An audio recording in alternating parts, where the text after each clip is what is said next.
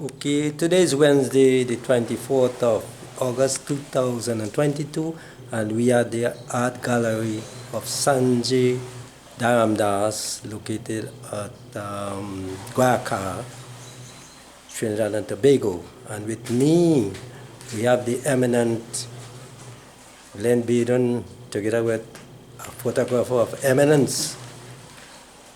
His name is Ryan Sudwa.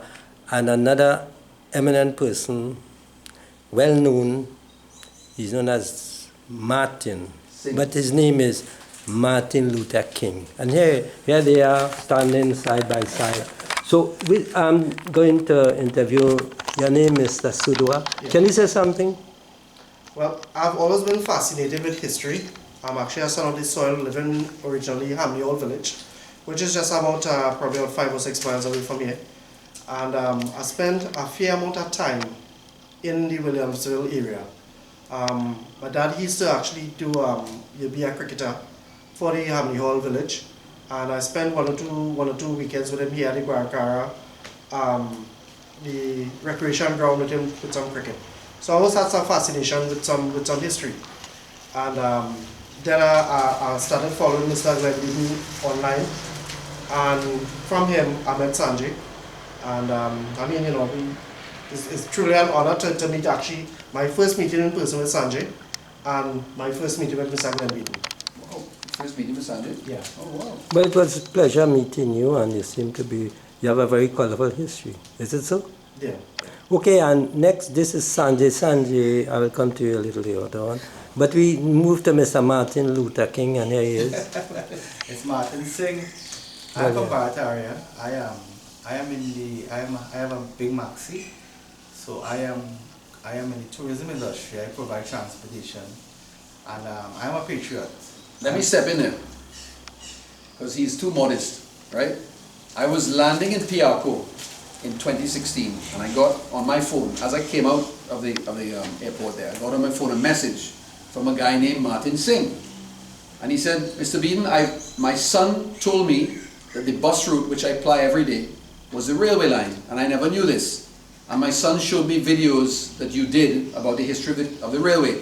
And I would like to invite you the next time you're in Trinidad to take you along the railway, along the bus route. And I had never been along the bus route. And I said, wow. So I quickly sent a message back to him, and I said, well, I've just landed in Piarco, and I would love to go along the bus route. When can we do it? He said, well, how about tomorrow? Which was Sunday. The next day was Sunday.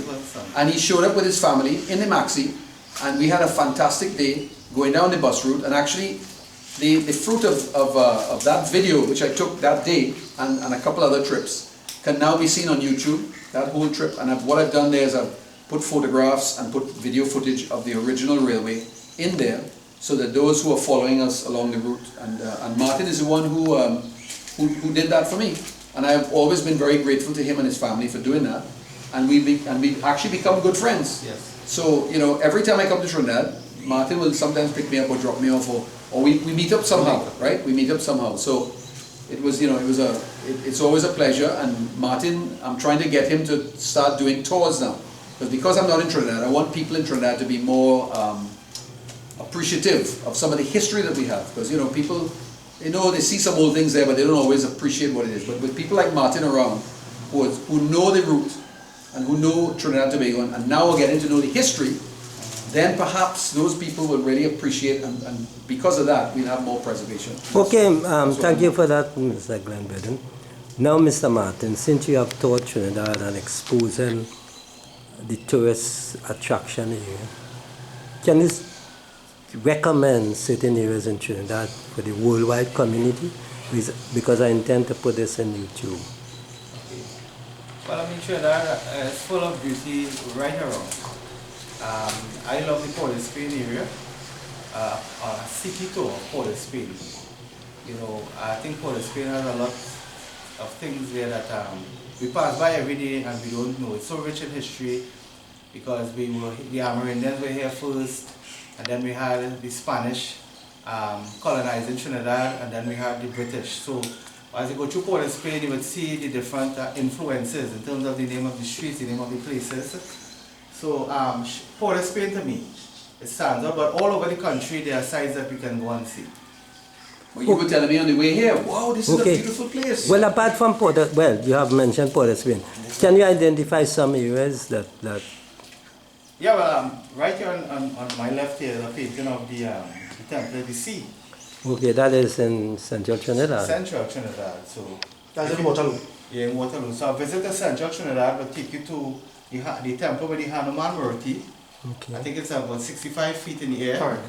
And then along that route, you would get to the Indian Museum, where you'll be able to go in there and find out all the history about how the Indians came, how long they came, the boats that they came on, a lot of the culture that they brought to them. And further along the route, you would come to this beautiful temple, and the story of it, how one man alone was so instrumental in the building of this temple. And then from there, you can go to Debe, where you get the Indian cuisine, the food and taste, the delicacies that the Indians would have brought here, and has become so tasteful. So you know, that's the central area. So you can go south, you can go central, you can go to the west. Trinidad is full of beauty. You have the beaches, we have the nightlife, we have the carnival, we have the steel pan, that's the national instrument. So it's just beauty all around. Sun, sea, sand, and just liming, hanging out, and a place where people can just come and feel refreshed. Okay, speaking about the sea, which is the best beach you think Trinidad has to offer? I personally like Las Cuevas. A lot of people go to Maracas. Maracas is beautiful because you have a nice facility. We have the popular bacon shack that you could buy at the Maracas Bay. Right? Las Cuevas is also beautiful. It's also on the north coast, but I find the water is a little calmer. So I like visiting Las Cuevas. But Maracas, Las Cuevas, to me, it's beautiful beaches. But have you visited the country areas? Yes, I have visited some. Tell me, identify some areas in the country and what is attractive to you. Well, I like, my grandmother was from Brasso. So I spend a lot of time there. And the quietness, you know, you will go and there are places that are still pristine. We don't have too much development, you know. So even if you go to Matlat, in that area there, when you pass Toko, you know, that's an area that hasn't really been touched by too much development. You will go, you'll be able to drive on the road, and you can hear a pin drop. You get the cleanness of the air, you know. So you see the water, the streams, right? Then you could go to Brasso Seco on the north coast. You know, so we have a lot of area that still hasn't been interfered with, you know, too much of development, and still have that original country feel. Have you visited the turtle nesting areas? Of course, of course. What you could say about that? Oh, that's amazing. That's amazing. So What is amazing about that? it's amazing to see.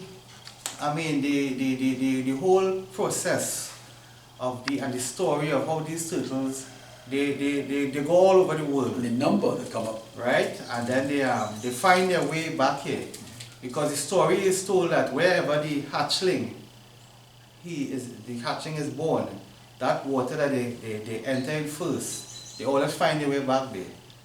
And so we even have, with the turtle nesting industry, we have they're doing the tagging now, where they put in the microchip into the turtle, and they can actually monitor that turtle. There was a time when people were able to adopt turtles, little hatchlings, and name them.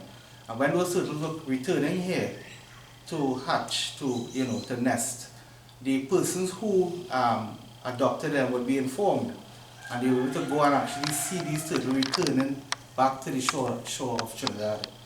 You know, so we have Matura, we have Grand Riviere. You know, in Grand Riviere you can have hundreds of turtles coming up to nest in one night. Yeah. Sometime between 200 to 400. That's right. Yes, they Yeah, actually yeah. come up into the lobby of the hotels, and the guys have to help get them back Yeah. onto. We were there, actually 2 months ago we were there, and that night they said about 200 turtles came up that night. Oh, wow. Yeah. Have you been to Cedros? Two. Cedros. I've been to Cedros here a couple of times. But how you describe that area? It's not an area that I go too often. Okay. Although it's in Trinidad, you know, sometimes you find we don't go there, we don't go too often. But did you introduce your tourists to that area for any reason? Is there anything attractive about that area? that Seagrass, I weren't. think, was just a community. There's a lot of attraction in that area, right? And I can tell you, Mr. Beadon, can you expand on that? well, please? I can, because I used to live on Columbus Bay, right? When my father in the 1960s was drilling wells down in Seagrass for TCO, not TCO, sorry, PCO, right? He was actually, we actually lived in a trailer on Columbus Bay, and it is beautiful down there. A lot of, Seagrass is a little ways back up the road past Fullerton, then you come into Seagrass. But the area I really like down there, of course, because it has railways, or had railways, was Constance Estate. And Constance Estate is right at the bottom. Now, the Agostini family have been on Constance Estate since 1877. And actually, in the book, I've written a chapter about Constance Estate, and I have an old photograph of the Oxon Railway that existed there. It was a coconut railway, which is a very narrow gauge line. And a few years ago, well, about maybe 3 years ago, I went down there. Now, the other interesting point is, I don't know if you know, in the museum, there is one of Columbus's anchors. And it was actually found on Columbus, it was found on the estate down there at Constance. In fact, I went down there and Philippe Agostini showed me the spot where the anchor was found, right? His grandfather's men were digging a trench or something years ago, and they found this anchor. And then if you look in the history books, when Columbus actually came to Trinidad, they lost an anchor right down there on that bay. They lost an anchor there, right? Because the tides, Right. they run very, very strongly, right? So there's a lot of history down there, and I'm hoping to try and get the Agostinis at one point to clear the line and to maybe put back some of the railway. Okay, very good account of your travel down there. Do you want to say anything? Well, let me find out something. Yeah. Okay, I know time is against you. Okay, so we'll probably conclude now. Yeah. Are you glad for that? Yeah. I mean, this trip sadly is we're in a bit of a hurry because we have 2 other places to go to. But one of the things we'd like to do, and I don't know if you want to come with us, is on the way out, we want to stop and take some photographs of those. There's a bridge and there's an abutment along the old railway line, the Guacara line. So as we leave here and we get back to Williamsville, we take a right and along there. And one of the things we might try and find is the platform at Reform Station. Yeah, well, that's along my route, so I'll Yeah. watch it. Okay, good, Yeah. good. Sam, are you going to come with us or you are? Okay. Yeah, I'll be there All right. following you like Very Jesus Christ. Like, well, what you are witnessing here is a conversation amongst us that is historical in nature. And I'm going to repeat now that we have our chief guest, Mr. Glen Beadon, who is an eminent writer. He's very eloquent in his writing, and it shows his erudition. He's very expressive in speaking, and he's not afraid to speak the truth. Well, he always speaks the truth. Now, Mr. Beadon is an eminent person in this area, documenting the history of the railway system that existed probably in the 19th century. So he has presented a book that covers that area, and was fortunate to be one of the recipients of that book. Together with these gentlemen that see here, they have spoken before. So Mr.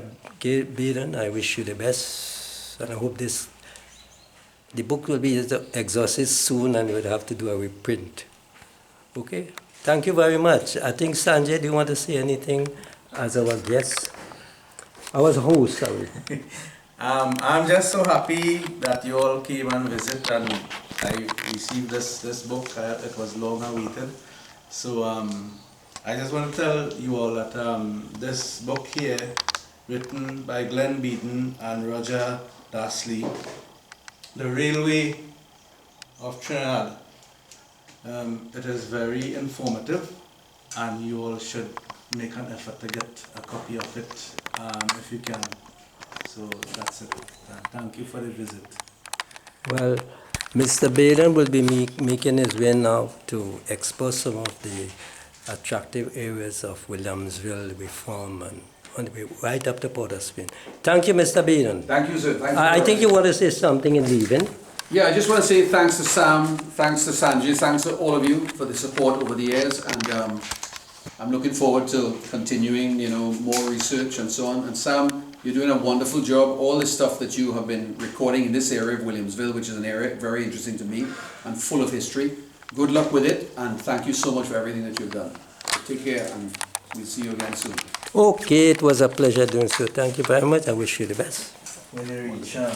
man, Yeah, they feel yeah. on that same